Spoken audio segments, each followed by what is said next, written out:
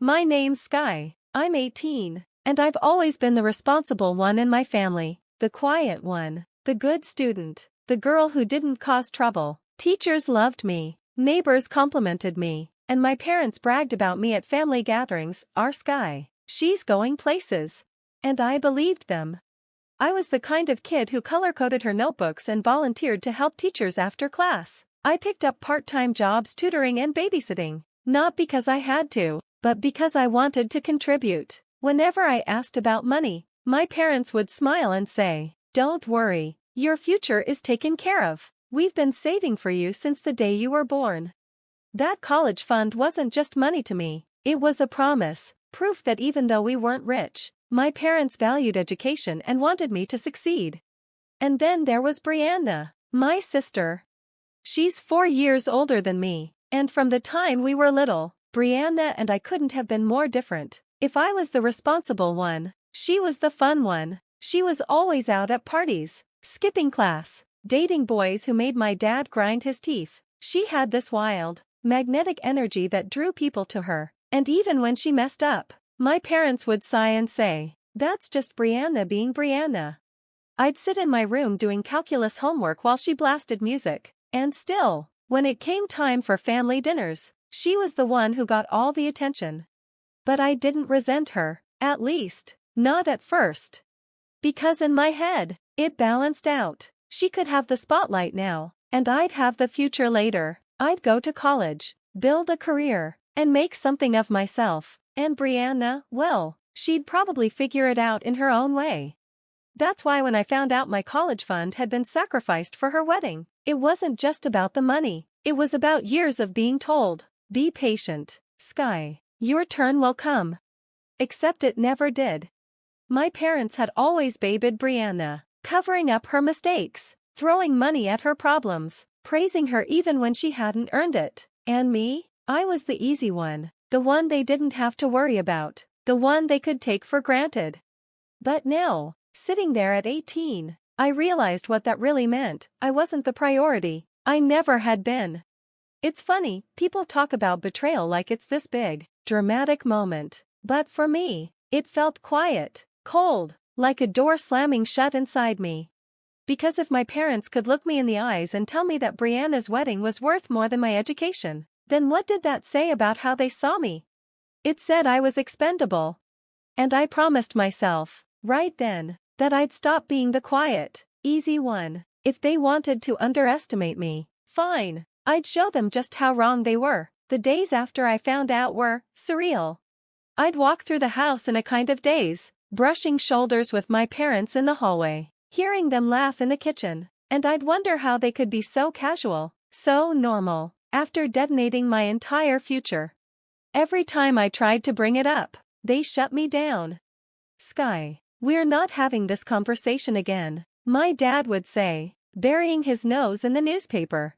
Or worse, my mom would sigh dramatically, like I was a spoiled child. "Do you have any idea how ungrateful you sound? Your sister just got married. It was the happiest day of her life. Can't you just be happy for her?" Happy. I wanted to scream. Meanwhile, Brianna floated in and out of the house like a queen. She'd pop in with her husband, showing off photos from the honeymoon in Bali, or casually bragging about the new SUV they just bought with wedding gift money. Every time she walked into a room, my parents lit up like Christmas lights. "Doesn't she look radiant?" my mom gushed one evening as Brianna twirled in her designer dress. Radiant. Meanwhile, I was the ghost no one saw. It was Sophie, my best friend since middle school, who finally dragged the truth out of me. She found me sitting on her porch steps one night, staring at the ground, and wouldn't let me leave until I spilled everything. When I finished, she just stared at me, wide-eyed. "They did what? Skye, that's insane. That's your future they stole." Hearing someone else say it made my chest ache all over again. I don't know what to do. They act like I'm overreacting, like it's not even a big deal. Sophie shook her head, fire in her eyes. "It is a big deal, and you know what? They don't get to just take from you and expect you to smile about it. You have to do something." That was the first spark. Because until then, I'd been floundering, crying in the shower, writing angry pages in my journal, imagining conversations I'd never have the guts to say out loud. But Sophie's words planted a seed. You have to do something. That night, lying awake in my bed, I started to think about it differently. My parents had taken everything I'd been saving for, everything I'd been promised, and they'd done it for Brianna, the golden child, the one who already had everything handed to her.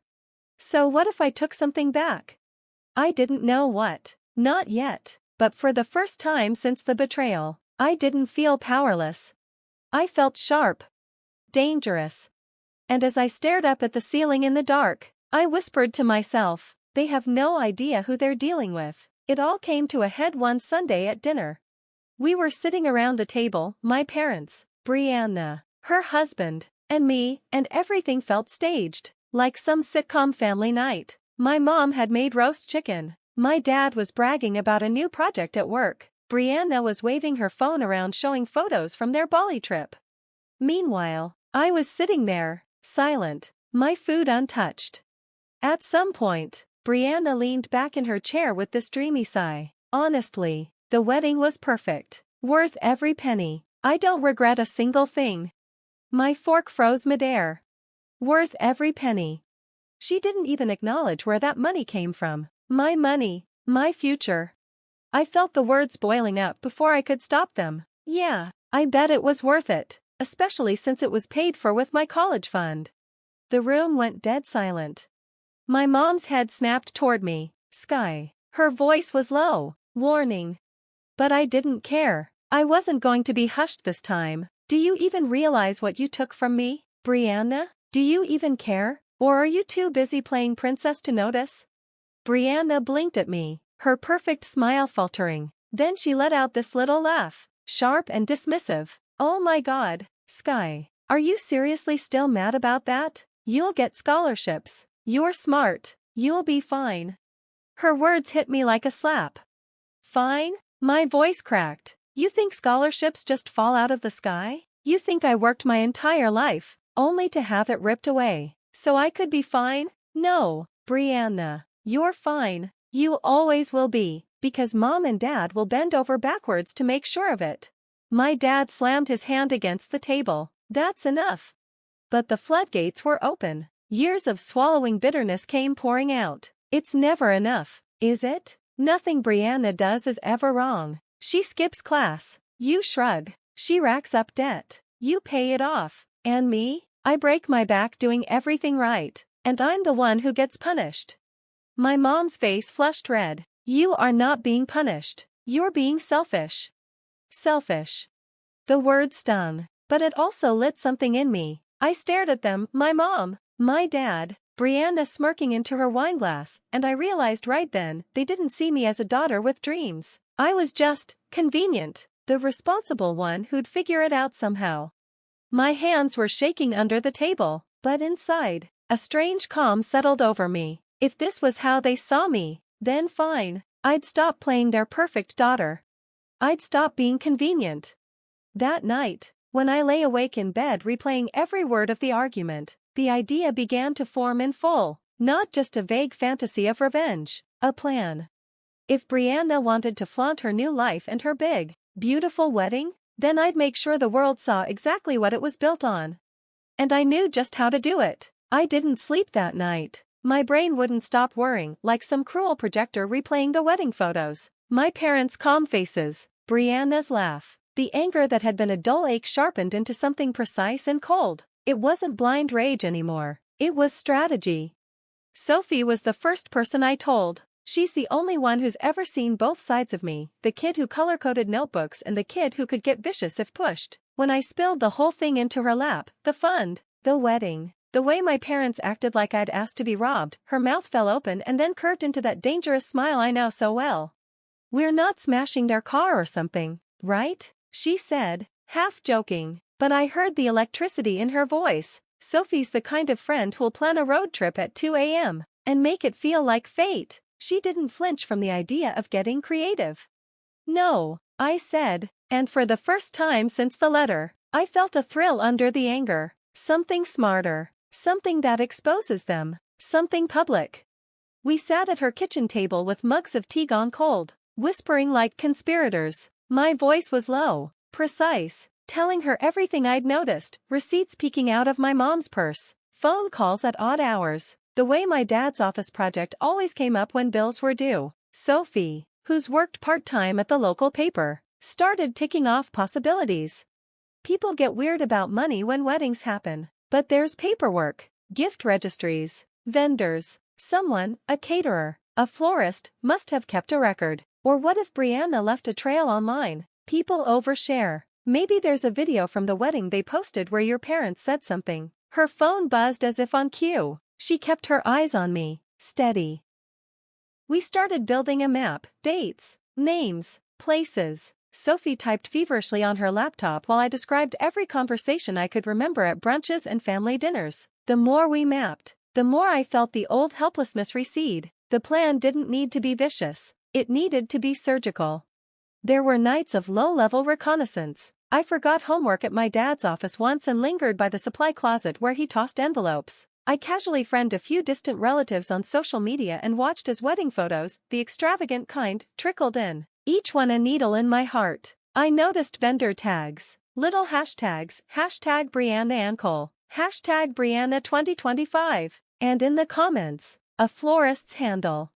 When Sophie found the florist's website, something inside me unclenched. The florist had posted a glowing testimonial from my parents, dates, menus, a line-item photo of a cake whose price tag made my eyes burn. There it was, proof, not of malice but of expenditure, and if I could show the receipts, the deposits, the flow of money, it would be harder for them to make it a family secret. I thought about confronting them with evidence, storming into the living room like some righteous judge, but I'd tried that, yelling, tears, pleading. They'd responded with guilt trips and eye rolls. No, what I needed was the kind of truth they couldn't deny without looking like liars, something public, with witnesses. And the reveal? Sophie asked one night, leaning in. You can't just post a rant and expect change. This needs timing. You need people watching. That's when the idea landed like a stone in still water. Brianna and her husband were hosting a thank you brunch for friends and family in 2 weeks, a casual thing they'd posted about, celebrated as another chapter in their new life. What if that brunch became the stage? What if the story of where the money came from unfolded right in front of everyone who idolized them? It was risky. It was raw. It could burn bridges I didn't even know I cared about. But the more we talked, the clearer it became. I wanted my dignity back more than I wanted to keep pretending everything was okay. By the time we went to bed, the plan had a shape. Sophie would handle the records she could access through her paper contacts. I would find anything at home I could use without being obvious. We'd craft a narrative that wasn't just angry, it was factual, undeniable, and laid out for anyone with ears to hear. That night I slept 2 hours and woke up with my heart pounding, not from shame but from a hard, bright resolve. I had a purpose now. Revenge didn't need to be petty, it could be corrective. And I'd make sure everyone understood the cost of their selfishness. I'm not proud of what I did that night, but standing in my parents' hallway at 11 p.m., breathing in the familiar smell of lemon cleaner and my mother's perfume, I felt more alive than I had in months. The house was a dark, sleeping animal, floorboards creaked under my socks, the moon sliced through the blinds in thin silver lines, and every little sound felt amplified like a drum in my chest. Sophie had texted me twice that afternoon with a single word, now. She'd managed to track down the florist invoice and a couple of vendor deposits through an old colleague. It was enough to confirm my suspicion, but not enough to trace the exact movement of my money. That's why I was here. That's why I'd convinced myself that rifling through my parents' office was a necessary, surgical strike. Their office door was locked. Of course it was. My dad was the type who kept things like trophies and tax returns behind a closed door. I had forgotten my biology textbook at their house earlier that evening, giving me the pretext to be here and, more importantly, to learn the rhythm of the house. I picked the lock with a paperclip because apparently I'm a cliché heroine in my own revenge film. The lock gave with a soft click that sounded like a starting pistol. Inside smelled like old paper and coffee. My hands shook as I flipped on the desk lamp. I could see stacked envelopes, a leather-bound planner with a pen still clipped to it, and a metal box tucked under a pile of mail. My heart thudded so hard I thought the desk might shake. I opened the box. Receipts. So many receipts. Cancelled checks. a thick envelope stuffed with printed bank statements labeled Brianna Wedding. My breath hitched. The paper felt heavier than I expected, like a physical weight attached to the betrayal. There it was, transfers from an account in my name, marked as reimbursed and stamped with dates that matched deposits I'd been told were pending. One of the checks even had Brianna's new married name signed on the memo line.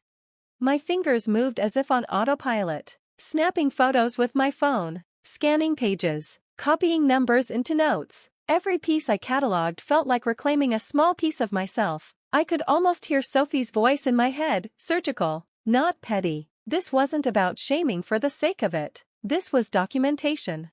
Then, like a slap, the reality of what I was doing caught up with me. I heard the soft pad of feet, someone coming down the hall. Panic slammed through me. I shoved the papers back into the box, closed it, and shoved everything where it had been, but not neatly. My hands were clumsy. A paper slipped and fell beneath the desk with a whisper. The footsteps stopped in front of the office door. My chest felt like it was trying to climb out of my ribs. I crawled under the desk, pressed my back to the cool wood, and tried to make myself as small as the fear demanded. "Skye?" My mother's voice upstairs called, light and unaware. "Did you leave is anyone home?" I choked back a laugh that tasted like bile. "Not here," I whispered into the darkness.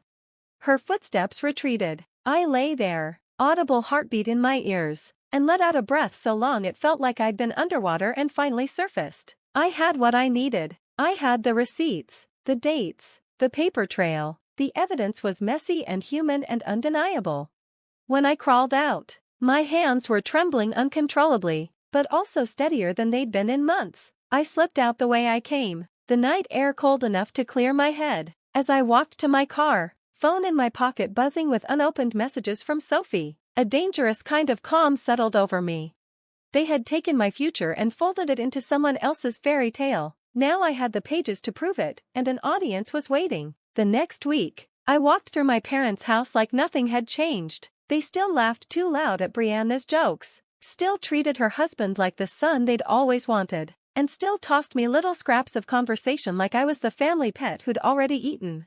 But inside, I wasn't Skye the easy one anymore. I was Skye with evidence, Skye with a ticking bomb tucked neatly into her back pocket. I wanted to scream it at them every time they spoke, but Sophie was right, timing mattered. If I blew it too soon, it would just be another tantrum to them. They'd gaslight me, drown me in guilt, and bury the truth under family loyalty. So I tested the waters. At dinner one night, when my mom bragged about how lavish yet tasteful Brianna's wedding had been, I smiled thinly and asked, "Yeah, but didn't it go a little over budget?" The fork froze halfway to her mouth. "What do you mean?" I shrugged, casual, swirling peas around my plate. "I just heard someone say those custom flower arches were really pricey, like college fund pricey." Her eyes narrowed, searching my face for how much I knew. My dad cleared his throat and changed the subject. The silence between us at that table stretched like an elastic band pulled too tight. That was my first little victory, watching them squirm in their own skin, realizing I wasn't as blind as they wanted me to be. Later, Sophie and I sat cross-legged on her bedroom floor, lit by the glow of her laptop. I showed her the photos of the bank statements and checks. She whistled low, like someone admiring a blade. "Skye, this is dynamite. You could ruin them with this." "Not ruin," I said, though part of me craved the word. "Expose." People need to see it for what it is. They paraded around like this wedding was some fairy tale, but it was built on my future. I want everyone to know the cost. Sophie leaned back against the bed. "So, the brunch, that's the stage?" I nodded. "The brunch." She grinned, eyes sharp. "Then let's make it unforgettable." The days leading up to it were torture. I went through the motions, school, homework, chores, but every spare moment was spent rehearsing. I'd picture their faces when the words left my mouth. My mother's mask cracking, my father's fury, Brianna's perfect little smile collapsing into panic.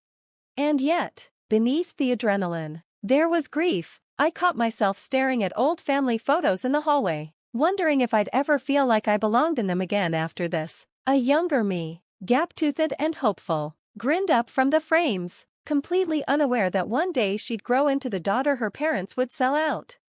That hurt, but it also steeled me.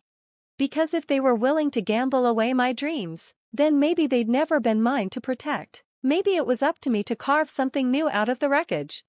And I knew the wreckage would start the second I opened my mouth at Brianna's brunch. The morning of the brunch, I woke up with my stomach in knots. It felt like the day of an exam, only instead of algebra equations, the test was whether I could detonate my family's shiny little facade in front of an audience.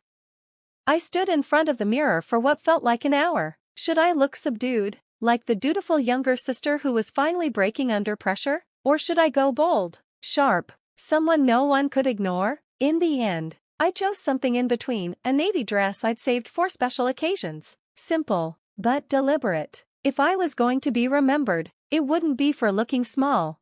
The brunch was held at a downtown event hall, not as big as the wedding venue, but still dripping with money. White tablecloths, champagne flutes already lined up, and a harpist in the corner playing some airy version of a pop song. I could feel the hum of chatter bouncing off the walls, relatives laughing, glasses clinking. And at the center of it all, Brianna. She stood near the buffet, glowing in a cream jumpsuit, her hand looped through her husband's arm like she was posing for a magazine spread. Every time she laughed, people leaned closer, desperate to be in her orbit. My parents hovered near her like bodyguards, beaming as if their entire worth was tied up in her success. For a second, I hesitated. Maybe I could just sit down, grab a croissant, and let the day pass, pretend I didn't have photos on my phone that could blow the entire room apart. But then Brianna spotted me. "Skye," she called, her voice high and sweet, like she was performing for the crowd. "You made it." I forced a smile as she hugged me, the smell of expensive perfume suffocating. Of course, wouldn't miss it. She didn't notice the stiffness in my arms. She never did. I slid into a chair at one of the side tables, close enough to hear everything but far enough that no one was really watching me. Sophie had texted me earlier, "You got this. Remember, facts don't lie." Her words buzzed in my pocket like a heartbeat. The speeches started not long after, Brianna thanking everyone for their support, her husband cracking a few lame jokes, my dad giving a toast about family being the foundation of everything. The hypocrisy of it almost made me choke on my water. I scanned the room as they spoke, aunts, uncles, cousins, old neighbors, family friends, all of them smiling, nodding, clinking their glasses like they were part of something pure and beautiful. None of them knew the cost. None of them knew they were raising their glasses to my shattered future. And that was the moment I knew I had to do it. My hands trembled under the table, but I slid my phone out, opening the album of photos, the checks, the transfers, the bank statements. Cold, hard proof. My thumb hovered over the first one as I rehearsed the words in my head. Not a tantrum, not bitterness, just the truth. I looked at Brianna, glowing under the lights, my parents practically worshipping her at her side, and I whispered under my breath, "Time's up." I don't remember standing up. 1 second, I was staring at my phone under the table, my heart pounding so hard I thought the harpist might hear it. The next, my chair scraped back, and every head at the table turned in my direction. "I want to say something," I blurted. My voice cracked at first, but the silence that followed gave me courage. My mom's smile faltered. "Skye, sit down. This isn't." "No," I said, louder this time. "I've been quiet long enough."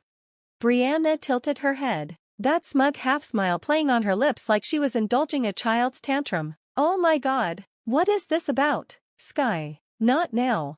But I didn't sit down. I didn't shut up. I walked toward the front where my dad had just given his toast. My legs shook with every step, but my hands felt steady as I held up my phone. The photos glared back at me like a weapon. "You've all been told this wedding was a fairy tale," I began, my voice slicing through the room, "that it was the most magical day of Brianna's life. But what no one here knows is what it cost, and who paid the price." Gasps rippled across the room. My mom's hand flew to her mouth, my dad's face turned a violent shade of red, and Brianna laughed nervously, trying to wave me off. "Skye, seriously, you're embarrassing yourself." "Am I?" I clicked the screen and held it up for the nearest table to see. Here's a check, pulled from my account, signed over to the florist. And here, I swiped to the next photo. My voice shaking but growing stronger. Bank statements showing money taken from the fund my parents promised me since I was a child. The fund for my education. My future. All of it gone, so I pointed straight at Brianna, could have a picture-perfect wedding. The room was electric. Every set of eyes snapping between me and my parents.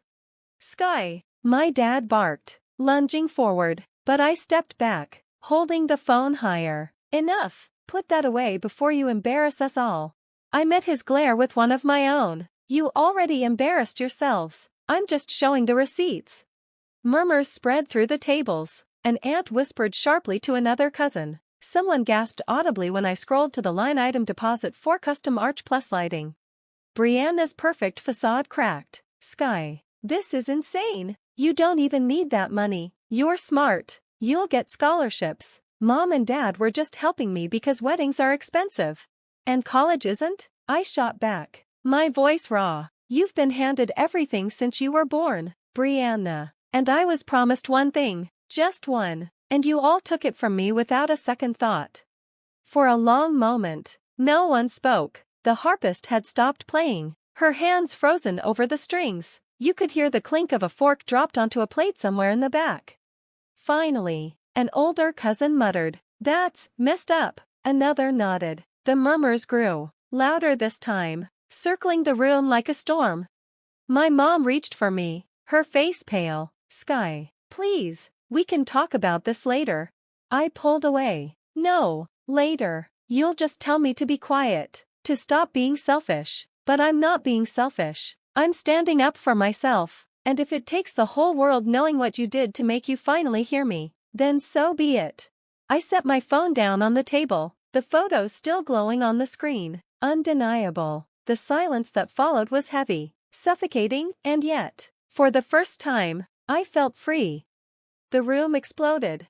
It started with whispers, like a ripple through a pond, but within seconds, it was voices overlapping, forks clattering against plates, chairs scraping back as people leaned in or stood up. My mom was hissing at me under her breath, my dad barking my name like I was a dog who'd bolted out the gate, and Brianna, oh, Brianna, her face had turned a blotchy shade of pink I'd never seen before. "This is insane," she shrieked, her perfect composure gone. "Skye, you're ruining everything. You're jealous. Admit it." "Jealous?" I shot back, my voice trembling but loud enough to cut through the noise. "No, I'm furious, because my dreams were worth less to you than your photo-op wedding." Someone in the back laughed, sharp, disbelieving, and suddenly the whole room wasn't on their side anymore. People began questioning out loud, "Wait, is that true? They really used her money? That's disgusting." The sound swelled like a tide, and I saw panic flicker across my mom's face. "Skye," she tried again, her voice cracking this time. "Honey, please, you don't understand. We thought." "No," I said, my throat raw. "You didn't think. You chose Brianna. Again. You always do." My dad slammed his fist on the table so hard the glasses rattled. "Enough. You're humiliating this family."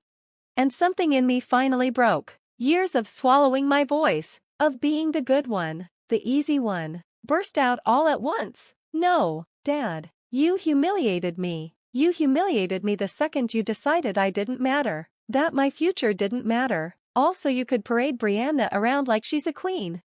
Gasps echoed. Someone muttered, "Good for her," under their breath, and for a split second, I saw it, recognition in a few faces around the room. Not pity, but agreement. Brianna stomped forward, her heels clicking against the polished floor like gunshots. She tried to grab my phone off the table, but I snatched it back before her manicured nails could touch it. "You don't deserve this," she spat. "You're just bitter and pathetic. No wonder they gave the money to me, you'd only waste it." The words stung, but they didn't stick. Not anymore. I laughed, an ugly, raw laugh that came from deep in my chest. At least I wouldn't have wasted it on matching napkins and imported orchids. A few people actually chuckled. My aunt shook her head, muttering, "She's right." And that was it. Brianna's mask cracked all the way. She screamed something incoherent, shoved past me, and stormed out, her husband scurrying after her like a loyal puppy. My parents were left standing there, faces pale, lips pressed tight, with a room full of witnesses staring them down. I didn't wait for their excuses, I didn't need them. I walked out, the sound of murmurs and whispers following me like a wave, the autumn air slamming into my lungs as the door shut behind me. My hands were shaking, my pulse still wild, but inside, I felt lighter than I had in years. Because for once, they couldn't silence me. For once, the truth was louder than their lies. It's been a few weeks since the brunch, and the dust still hasn't settled. Honestly, I don't think it ever will.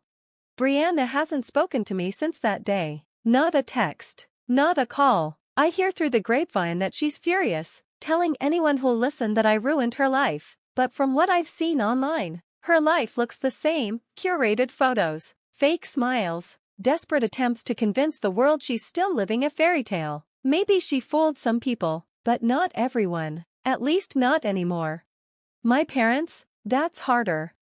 The night of the brunch, my mom tried to call me over and over. I didn't pick up. When she finally showed up at Sophie's house, I met her at the door and told her point blank, "You don't get to play victim. You betrayed me." She cried, begged me to come home, but the tears didn't move me. They felt like performance, the same way they'd always defended Brianna.